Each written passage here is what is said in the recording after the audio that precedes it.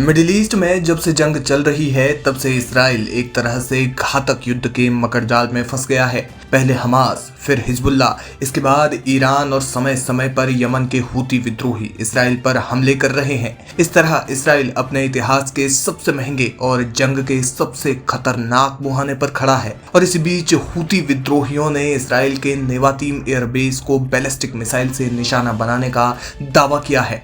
खास बात यह है कि हूतियों ने इस हमले में अमेरिका के सबसे घातक ड्रोनों में से एक MQ-9 रीपर को भी मार गिराने का दावा किया है। इस दावे के साथ ही हूतियों के सैन्य प्रवक्ता याह्या सरैया ने यमन के अल मसीरा टीवी चैनल पर एक बयान में कहा, हमने गजा पट्टी में हमास और लेबनान में हिजबुल्लाह के समर्थन में नेवातीम एयरबेस की ओर एक हाइपरसोनिक बैलिस्टिक मिसाइल दागी और मिसाइल अपने लक्ष्य तक पहुंच गई।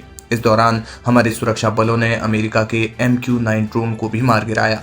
यह ड्रोन शुक्रवार को अल जौफ प्रांत के हवाई क्षेत्र में शत्रुतापूर्ण मिशन को अंजाम दे रहा था। इस ड्रोन को मार गिराने के साथ ही नवंबर 2023 से लेकर अब तक इस तरह के हमने कुल 12 ड्रोन मार गिराए हैं। हम लाल सागर में दुश्मन के खिलाफ अपनी नौसैनिक नाकाबंदी जारी रखेंगे और फलस्तीन और लेबनान के नागरिकों का समर्थन करते रहेंगे और तब तक नहीं रुकेंगे जब तक गजा और लेबनान पर इस्राएली आक्रमण बंद नहीं हो जाता।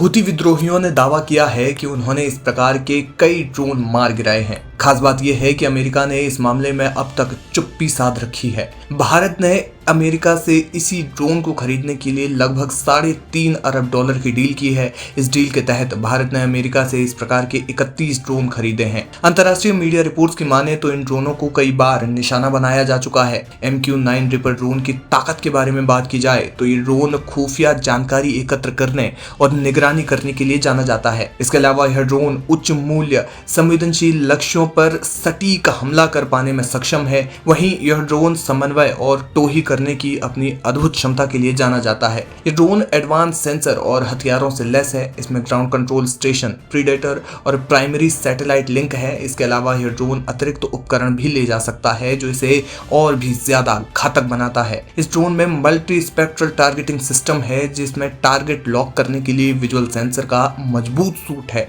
वहीं इसमें इंफ्रारेड सेंसर, कलर और monochrome daylight TV camera, image intensified TV camera, laser designer और लेजर इल्यूमिनेटर भी है। वहीं प्रत्येक इमेजिंग सेंसर से फुल मोशन वीडियो को अलग अलग वीडियो स्ट्रीम या फ्यूज के रूप में देखा जा सकता है जो इसे लक्ष्य को बर्बाद करने के लिए सटीकता प्रदान करते हैं। इस प्रकार से यह ड्रोन जितना घातक है उतना ही शानदार लक्ष्य भेदी भी है। लेकिन हूती विद्रोहियों के दावे के बाद तमाम डिफेंस एक्सपर्ट ड्रोन की काबिलियत पर सवाल जरूर उठाएंगे।